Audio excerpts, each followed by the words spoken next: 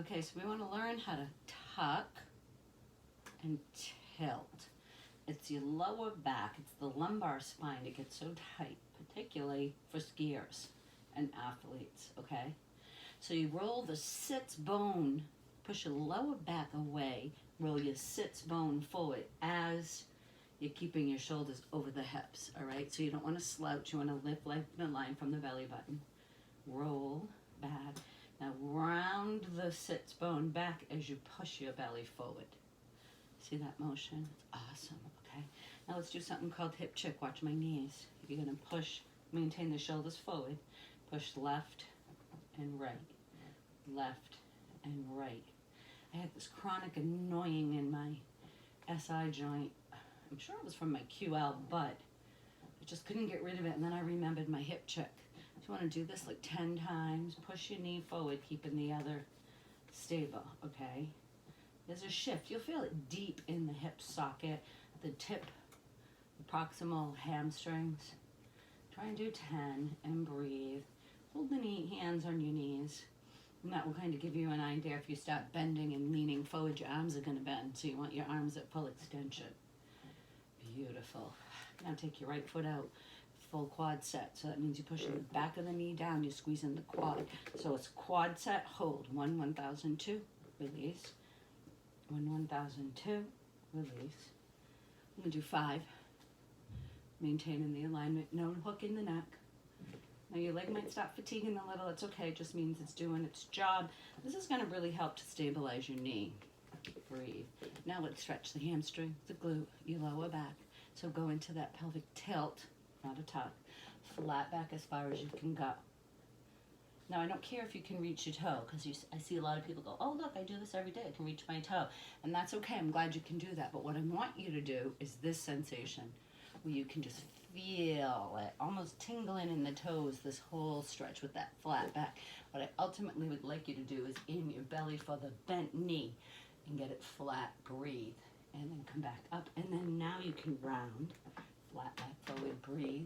Once you can get your belly to the thigh, now you can start working your hand towards that leg because you have that flat back and the belly even flatter. Breathe and just try to work your way to the top of this thigh. I'm going to do 5 of those.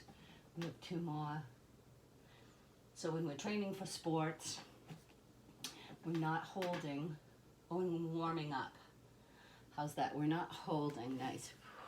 Now come to the side of your chair or your table and just get a little quad stretch. So come behind and just see. There. Okay, now it can be bent, but notice my shoulder's over my hip. I'm in a tilt. So it's bend it, push your hip forward, add a little back bend. Now we're going to get the psoas. Okay, breathe. And then come to full extension. Bend, extend. Same position of your upper body. It might be a little tight. You might feel it in your groin. Just go slow and just kind of get, nice. Just get a little pop in my neck. Now can we go much deeper? Yep, we can. Come and cross now. Right. Bring your right ankle to your left knee. Push your knee down and come up. This for me is tight, particularly since I broke my hip. Just because I can't go flat doesn't mean I'm not mobile. It just means that I'm limited in my range, and that's okay. A yoga teacher can be limited. We're not all Gumbies, but I can go to my full range.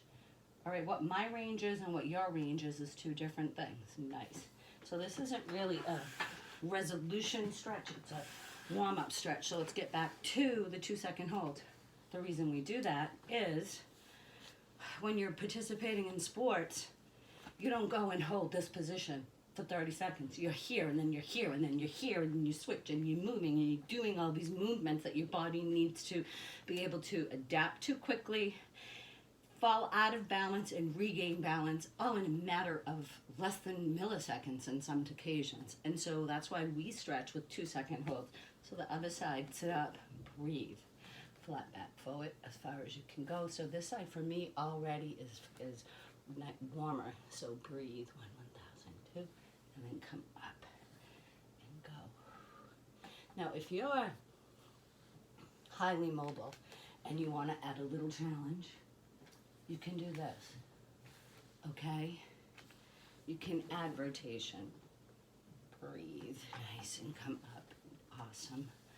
So I'm incorporating quad set by doing a core strength on this side. I didn't do the quad set. This right here is my quad set. It's stretching my hips flexors as well. Breathe.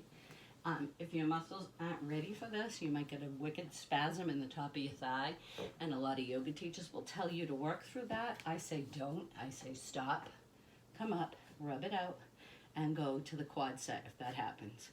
Okay? So here, I'm going to come and show you this way. This is extend.